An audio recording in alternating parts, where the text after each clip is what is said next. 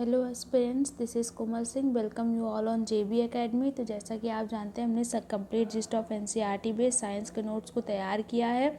अगर आप इस सीरीज़ को फॉलो करते हैं तो आपके 25+ मार्क की SOT and responsibility is mine.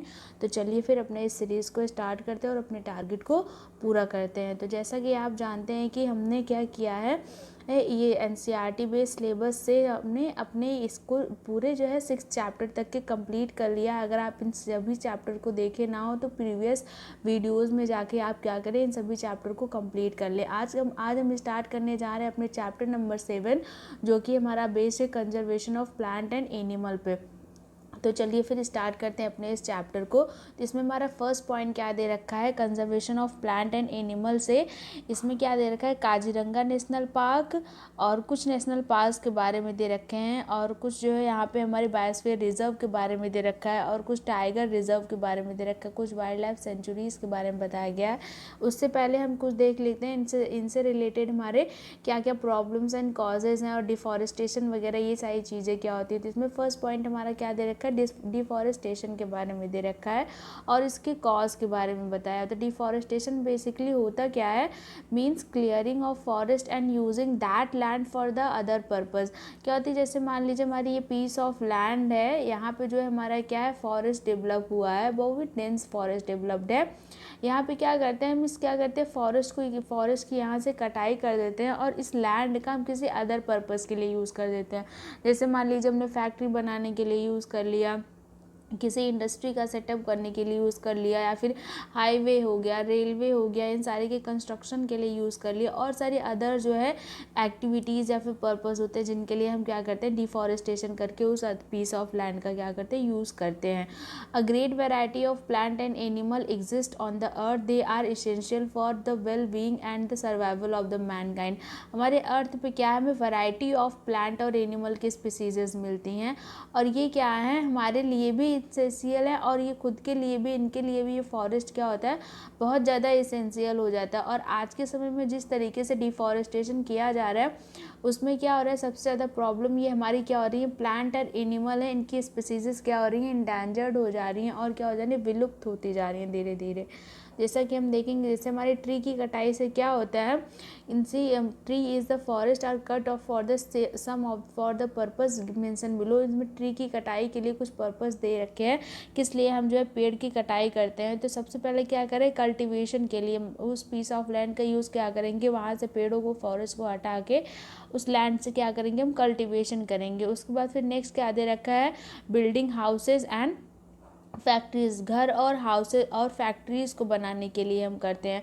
Next क्या दे रखा है, मेकिंग फर्नीचर और using wood as a fuel, और जो लकड़ियाँ वहाँ से काट के हम ले आएंगे उनका किस लिए हम यूटिलाइज करेंगे, उनको फर्नीचर बनाने के लिए, और वुड से क्या करेंगे, फ्यूल बनाने के लिए हम इनका यूटिलाइजेशन करते हैं। और इसलिए हम क्या करते हैं, पेड़ों की कटाई कर देते हैं और डिफॉरेस्टेशन करते हैं।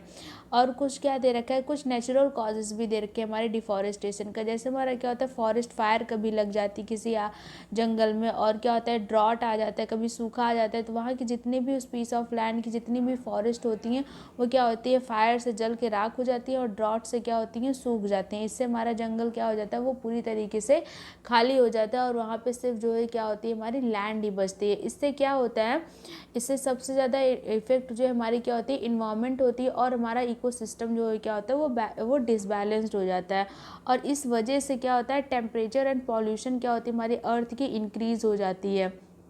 और क्या होता है, हमारे एक कार्बन डाइऑक्साइड लेवल भी इंक्रीज़ हो जाता है, क्योंकि हमारे जो प्लांट होती है वो CO2 को कंज्यूम करके हमें फ्रेश ऑक्सीजन देती है। इसलिए क्या होता है, हमारा कार्बन डाइऑक्साइड लेवल भी क्या होता है, इंक्रीज़ हो जाता है। और ये जो है क्या करती है, ग्राउंड वाटर लेवल को भी क्या करती है, लो कर देती है। और नेक्स्ट क्या दे रखा है, deforestation disturb the balance in nature, और इसके कारण क्या होती है, हमारी सारी जो है प्राकृतिक जो बैलेंस होती है वो जो डिसबैलेंस हो जाती है, हमारा इकोसिस्टम डिसबैलेंस हो जाता है, नेचुरल प्रोसेस डिसबैलेंस हो जाती है, food web, food chain and बहुत सारी चीज़ें क्या होती है, वो डिफॉरेस्टेशन से क्या होती है, डिस्टर्ब हो जाती हैं।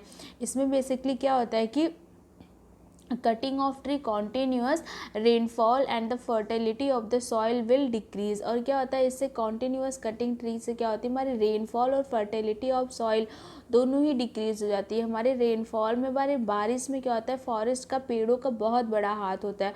और इनकी क्या होती है, सॉइल में हमारी फर्टैलिटी भी डिक्रीज हो जाती है। क्या, किससे, डिफॉरेस्टेशन से, कॉन्टिन्यूअस कटिंग ऑफ प्लांट से। नेक्स्ट हमारा पॉइंट क्या दे रखा है, moreover there will be increase chance of natural calamity such as flood and drought. और इससे क्या होता है, बहुत ज़्यादा चांसेस बढ़ जाते हैं हमारे नेचुरल प्राकृतिक आपदा आने की, जैसे कि फ्लड हो गया, सूखा और बाढ़ दोनों के ही। नेक्स्ट क्या दे रखा है, deforestation reduce rainfall on the one hand and led to the flood. Next क्या दे रखा है, recall that the plant need carbon dioxide for photosynthesis, fewer tree would mean that less carbon dioxide will be used up, resulting it is increase the amount in the atmosphere. जैसे हमने पहले ही बताया कि किस तरीके से जो है ये क्या होता है, CO2 लेवल हमारे एटमॉस्फेयर में इंक्रीज हो जाता है, क्योंकि हमारा जो CO2 होता है वो प्लांट के थ्रू एब्जॉर्ब कर लिया जाता है।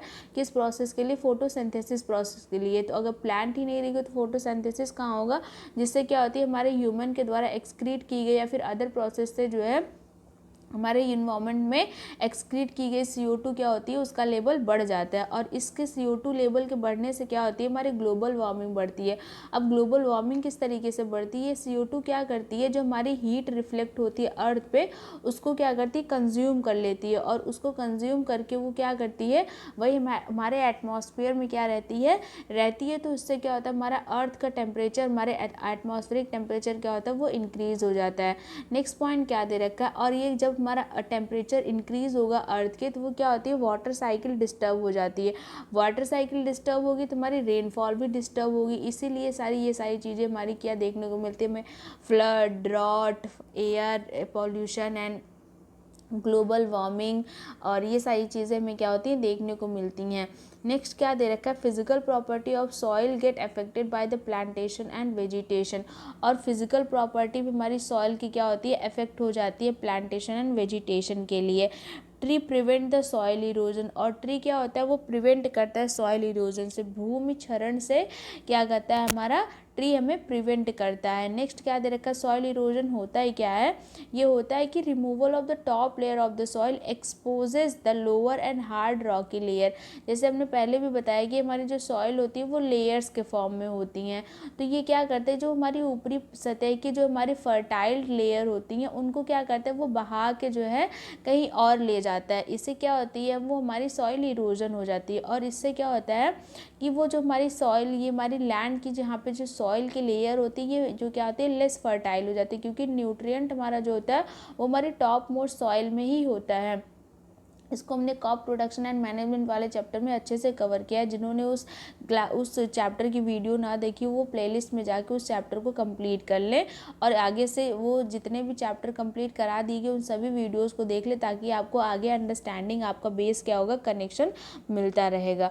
तो चलिए फिर अपने टॉपिक पे चलते हैं। यहाँ पे क्या करें कि इससे क्या होगा, हमारी सॉइल फर्टैलिटी वाली लेयर जो होती है वो हट जाएगी, तो हमारी सॉइल क्या होगी, लेस ह्यूमस हो जाएगी और लेस फर्टाइल हो जाएगी।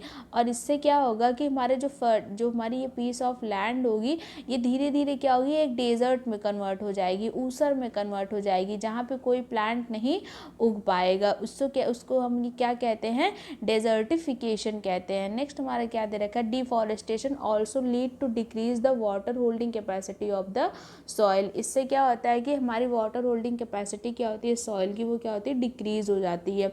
नेक्स्ट कह रहा है, the movement of water from the soil surface to the ground infiltration rate is reduce. और क्या होता है, अगर जो है हमारी ये डिफॉरेस्टेशन क्या होती है, हमारी जैसे हमारी ये पीस ऑफ लैंड होती है, तो इसमें जो होती है क्या, अगर ह्यूमस यहाँ से डिक्रीज हो जाएगा हमारी ऊपर वाली लैंड से, तो इसमें क्या होता है, ह्यूमस से होता है क्या, बेसिकली ये हमारे सॉइल को क्या करती है, थोड़ा वो बनाती है, थोड़ा उसमें स्पेस देती है, ताकि हमारा एयर एंड वाटर का जो क्या हो, वो ऊपर नीचे आना जाना हो सके आसानी से। नेक्स्ट पॉइंट हमारा क्या दे रखा है, सो देयर आर फ्लड्स। इसी के कारण क्या होता है कि वहाँ पे फ्लड जनरेट हो जाता है, क्योंकि हमारी ऊपर वाली सरफेस जो होती है सॉइल की वो रिजिड हो जाती है, और वहाँ से क्या होता है कि ऊपर जब हमारी बारिश से पानी जो यहाँ पे आता है वो क्या करता है, वहाँ से ऊपर वाले पानी को नीचे नहीं जाने देता, जिससे क्या होती है कि वो फ्लड के फॉर्म में कन्वर्ट हो जाती है। On other property of the soil like nutrient content, texture etcetera also change because of the deforestation. और इसी डिफॉरेस्टेशन से हमारी कुछ और प्रॉपर्टीज है सॉइल की, जैसे कि उनका न्यूट्रिएंट कंटेंट, टेक्सचर, वो सारी चीज़ें भी और भी सारी चीज़ें जिनको क्या होती है उसमें बदलाव हमें देखने को मिलता है। तो डिफॉरेस्टेशन से हमें बहुत ज़्यादा नुकसान होता है। नेक्स्ट हमारा क्या दे रखा है, इसीलिए हम किस तरीके से अपने फॉरेस्ट को और वाइल्ड लाइफ को कंजर्व कर सके, हमारी UNESCO, United Nation Education Scientific and Cultural Organisation and IUCN International Union for Conservation of Nature and UNEP United Nation Education Programme, कुछ 3 हमें ऑर्गेनाइजेशन यहाँ पे दी गई हैं जो हमारी स्पेशली किसके लिए बनाई गई, conservation of forest and wild life के लिए बनाई गई हैं। और भी हमारी सारी ऑर्गेनाइजेशन होती हैं जिनको हम जो है आगे आने वाली वीडियोस में आगे डिटेल अच्छे से कवर करेंगे। नेक्स्ट हमारा इनसे रिलेटेड कुछ हमारा क्या दे रखा है, वाइल्ड लाइफ सेंचुरीज दे रखी है, नेशनल पार्क दे रखा है, बायोस्फीयर रिजर्व दे रखा है। ये बेसिकली बनाए किस लिए गए हैं, are name given to the areas meant for the conservation of preservation of forest and wild life.